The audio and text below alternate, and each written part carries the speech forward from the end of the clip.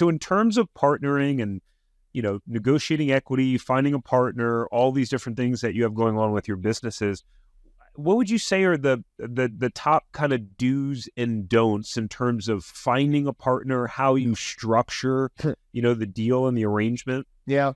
So I would share a couple of these ideas first. The first one is, if you're inclined to do everything alone, you'll have your slowest journey ever. If you are too eager to partner with people and you partner with the wrong people, then you won't have a slow journey. You will have a move backwards journey.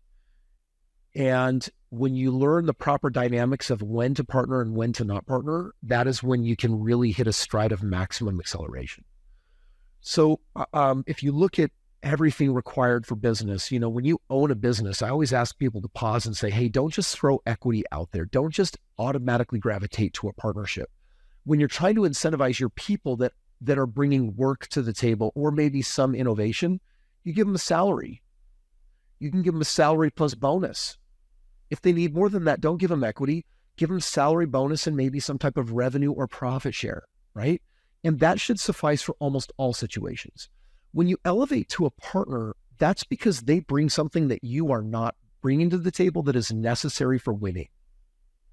They're bringing something, and I mean, this is not a hireable person. This is not a hireable attribute. This is quintessential to the function and success of the business. For example, every day, I've got a dozen emails in my inbox with people bringing me their business ideas, and they're hoping that I'll partner with them.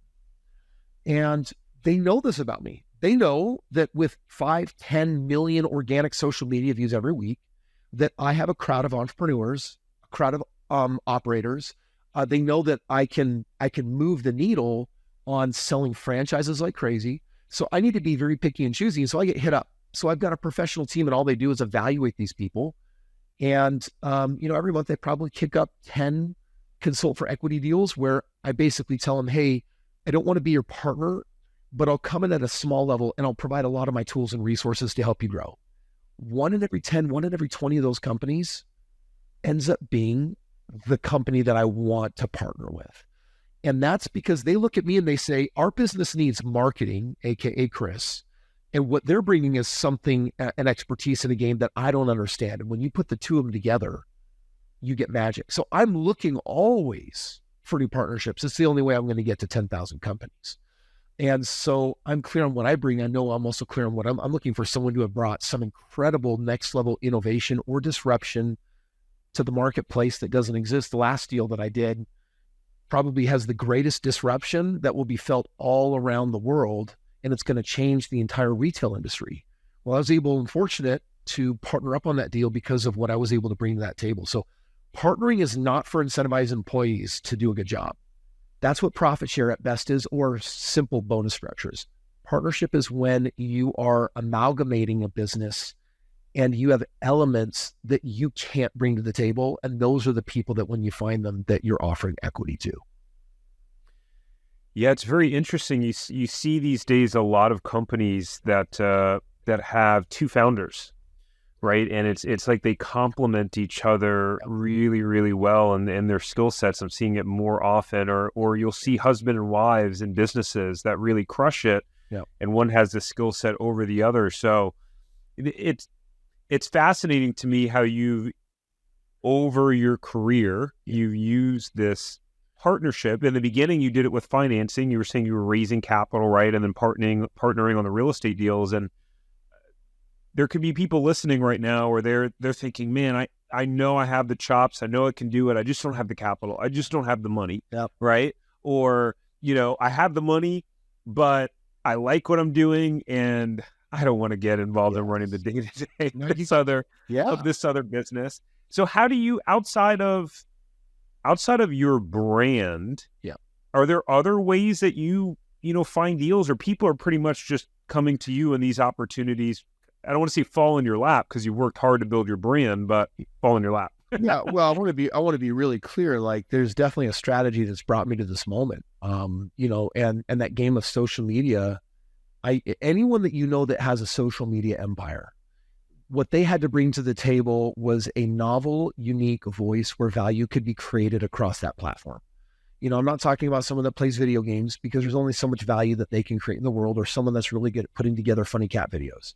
When you step into the space of being an influencer and you're providing practical knowledge and training, mentorship and skills, you're not going to get, a crazy large following. That's actually one of the smaller, knowledge base is actually one of the smaller brand sizes that you're actually going to build out there. But you can build an incredibly loyal group of people that love learning and watching from you. And these are the people that, as over the years go and they educate and learn from you, that if they get the opportunity, if you resonate with them, they're looking at doing things with you. And that kind of leads me to another really important point, which is when you partner with people, or you observe, Tarek, that there's people out there that, hey, founders come in pairs of twos or whatnot. What's that all about? Here's my caution. For me, and I might be doing this wrong, it's right for me. I don't know if it's really great advice for everybody else, but I'm very careful at a private and personal level who I partner with. Meaning, do I like you? Do I align with your morals and values? Would I break bread with you? And I'll tell you that partnerships that have gone bad is when there is a difference in value structure. And I'm not talking about one person being good and one person being bad. I mean that there's a million ways humans can be, and I need to really resonate heart and soul with someone. And so my partners are also some of my favorite people on the planet. And there's a correlation with that, because we'd like to believe that money doesn't change people. But let me tell you something.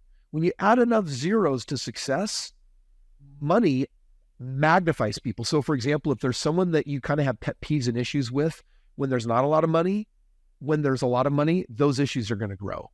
And so it may grow to a point where you can't stand them. And now something beautiful is at risk and gets lost. So for me, the most important part of partnerships is not, are you competent? Not like, can you do it? That's important. That's a must. That's not what I'm looking for though. That's a given. I want to know if we can dance. Like, do we like each other at a human level? Can we hang out? Can we play, talk, have fun, connect?